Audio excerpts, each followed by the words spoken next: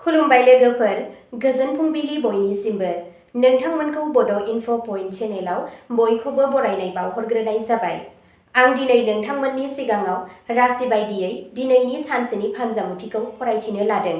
आसा खालामो नोंथांमोना भिडिअखौ नायनो मोजां मोनगोन आरो नोंथांमोनहा सानफ्रोमबो फुंबिलि समाव बेबादिनो सानसेनि फानजामुथि नायनो गोसोब्ला चेनेलखौ साबस्क्राइब खालामनानै लादो आरो भिडिअखौ मोजां मोनोब्ला अन्नानै लाइक, शेयार आरो कमेन्टबो खालामनानै होलांब्लानो जाबाय।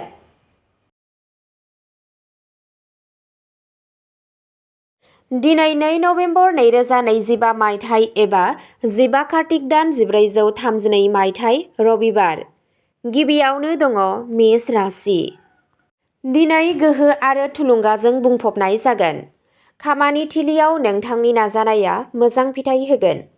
नोंथाङा बैसोगोराफोरनिफ्राय बाख्नायनाय मोनगोन। रांखान्थियारि मुलाम्फानि जाथावना दं। नखराव मोनसे मोजां जाथाय जानो हागौ। सावस्रिया मोजां जागोन, नाथाय जानाय आदार आरो आदारनि सायाव जोथोन ला। रमान्टिक सोमोन्दोआ गोख्रों जागोन। गोदान बिथांखिफोरनि सायाव गोसो हो, जाफुंसारनाया रोखा। नोंथांनि दिनैनि खाफालगोनां दिगा जादों सा-सोनाब। खाफालगोनां अनजिमाया जादों 7 आरो खाफालगोनां गाबा जादों रोजा गोजा गाब। वृषभ राशि। दिनै फालांगिनि बेलायाव जोबोद मोजां जागोन। रां थिसननायनिफ्राय मुलाम्फा जानायनि जाथावना दं। खामानियाव दावबायनाय जागोन आरो लोगोफोरनिफ्राय आबुं हेफाजाब मोनगोन। नखरजों सम हगारनाया गोजोनथाव जागोन। सावस्रिया मोजां जागोन। बे साना फरायसाफोरनि थाखायबो मुलाम्फा गोनां जागोन। गोदान मानसिफोरजों लोगो हमज्लायनाया मुलाम्फा गोनां जानो हागौ। नोंथांनि दिनैनि खाफालगोनां दिगा जादों खोला-सोनाब। खाफालगोनां अनजिमाया जादों 5 आरो खाफालगोनां गाबा जादों गोथां गाब।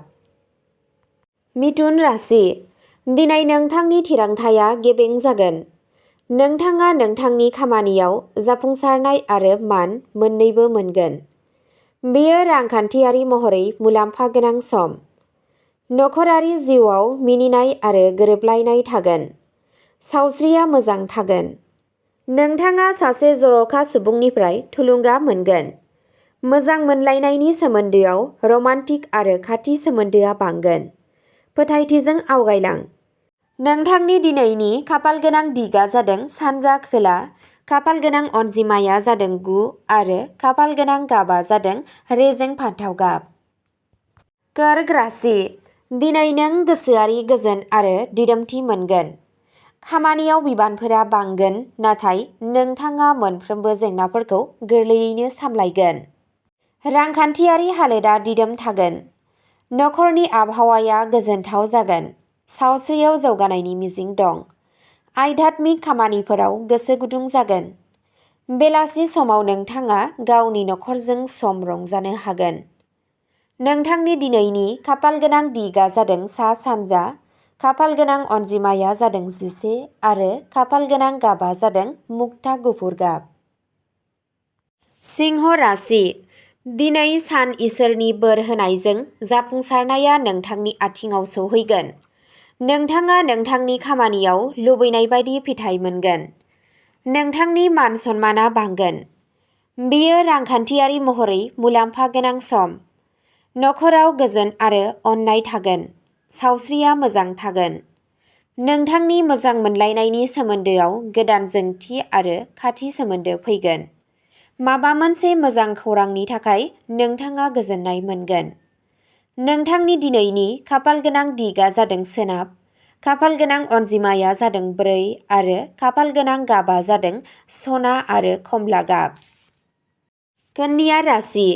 दिनै खस्थ'नि गेजेरजों मोजां फिथाइ मोनगोन।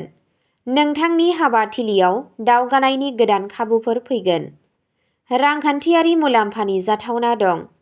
नखरनि आबहावाया अननाय आरो रंजानायनि गेजेरजों बुंफबनाय जागोन। सावस्रिया सरासनस्रा जागोन, नाथाय बांद्राय खामानि मावनायनि जाहोनाव मेंनाय जानो हागौ। मोजां मोनलायनायनि सोमोन्दोआ गोथौसिन जागोन, नाथाय मोनसे सोरजिलु खामानियाव जाफुंसार जानो हागौ।